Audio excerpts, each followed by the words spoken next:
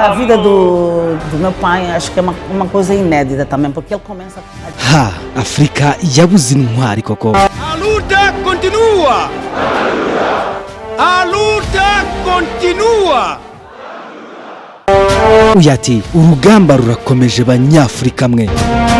Gusa mbere yo gukomeza tutarajya kure kambanze mbaye ikaze. Amazina yanjye ni Maniragaba Alphonse. Akazi n'inshingano zanjye ni ukukubwira byinshi utamenye. Uri kuri World Today, iwabo w'ibyegeranyo n'inkuru zicukumbuye ziryoheye amaso n'amatwi yuzumva. Aho uri ni mu rugo wumve ko wamaze guhabwa ikaze. Samora Machel wabayeho kuva mu mwaka w'1933 kugeza mu mwaka w'1986.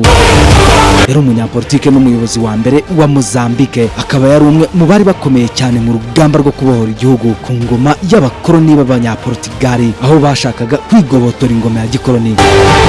Nyuma y'urugamba Samora Machel akaba yarakomeje kuyobora iki gihugu kuva mu 1975 kugeza apfuye mu mpanuka y'indege itaravuzweho rumwe mu mwaka w'1986. Yikaba impanuka igarukaho cyane ku buryo budasobanutse neza, kuko yabaye urujijo ku banyamozambique na Afrika yose muri rusange. Samora Machel yavukiye mu mudugudu wa Chirembene muri prefecture ya Gaza mu gihugu cya Mozambique. Akaba yaravutse ku itariki 29 z'ukwezi kwa 9 mu mwaka w'1933. Yakaba umuhungu wa Mandande Marengani Machel na nyina Ngunziyantema Ndinzima. Akaba yarakuriye mu mateka aho abanyamozambique bahuzwaga ku nkeke n'ingoma y'abanyaportugale igihe abaturage bakoraga imirimo y'agahato nta gihembo, abandi batabishoboye bakicwa.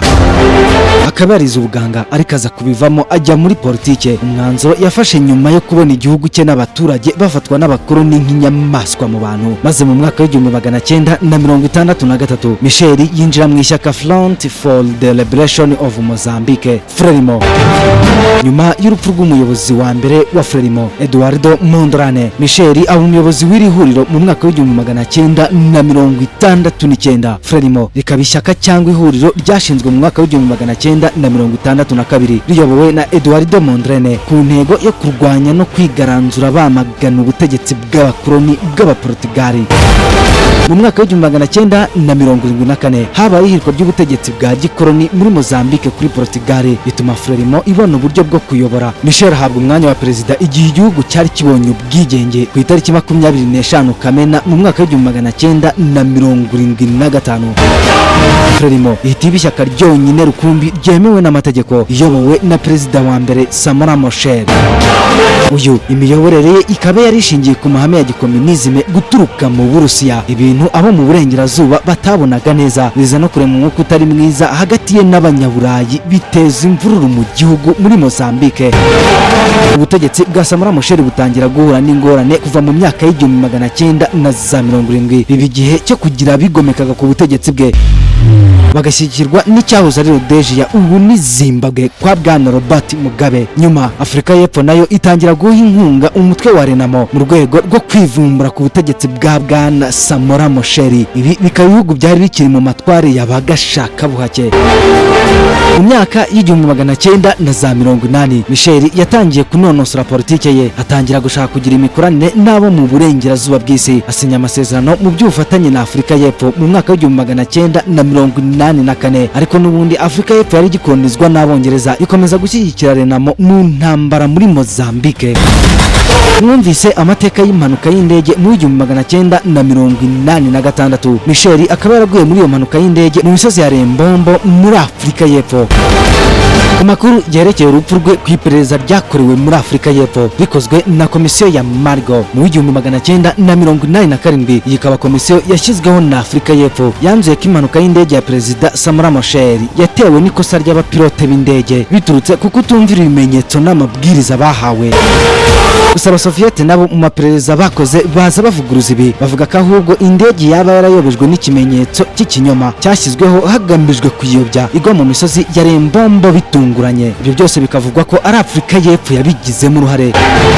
Gusa amaperereza akomeza gukorwa kugeza na n'uyu munsi icyateye impanuka kiracyari mu rujijo, ndetse bikaba binavugwa ko yaba yaragabweho ibitero.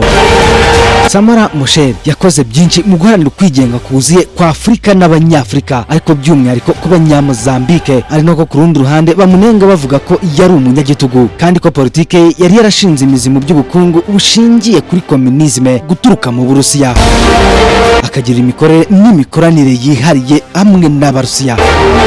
Urupfu rwe rwashyizwe kuri Afurika y'Epfo rukurura impaka mu kwitana ba mwana ku waba waragize uruhare mu mpanuka y'indege ye. Ku rundi ruhande ku kigero runaka hagashyirwa mu majwi abo mu burengerazuba bw'isi.